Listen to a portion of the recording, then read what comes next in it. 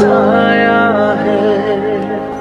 तेरी नजरों ने दिल का किया जो असर ये हुआ।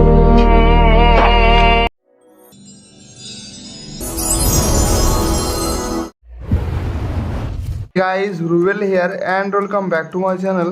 দেন স্ক্রিনে এখন যে নিউ ভাইরাল স্ট্যাটাস ভিডিওটি দেখতে পাচ্ছেন, same video Alight Motion XML file দিয়ে খুব সহজে যদি আপনি এডিটিং করতে চান পারফেক্টভাবে, তাহলে আমাদের ভিডিওটি লাস্ট পর্যন্ত দেখতে থাকুন। এরপর আমাদেরকে অ্যালাইট মোশন অ্যাপটি ওপেন করতে হবে।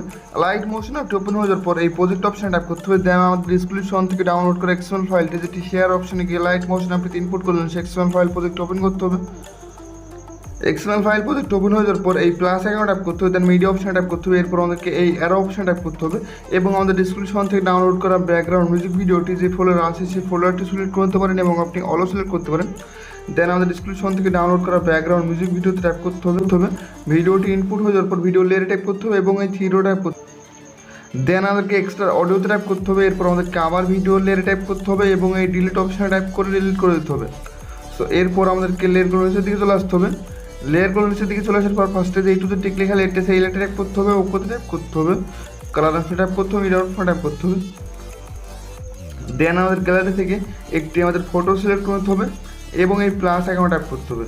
দেন আমাদেরকে স্ক্রিন ট্যাপ রেখে চলে আসতে এখানকার দ্বিতীয় A2Z টিক লেখা লেয়ারটা আরেকটি আমাদের অন্য ফটো অ্যাড করুন। সেম প্রসেসে A2Z টিক লেখা লেয়ারে প্রত্যেকটা লেয়ারে একটার পর একটা আমাদের ভিন্ন ভিন্ন ফটো লাস্ট পর্যন্ত অ্যাড করে নিতে হবে। প্রত্যেকটা লেয়ারে সেম প্রসেসে ফটো অ্যাড করে নেওয়ার পর আমাদেরকে লেয়ারগুলো প্রথম দিকে চলে আসতে হবে এবং এই অ্যারো অপশানে ট্যাপ করতে হবে।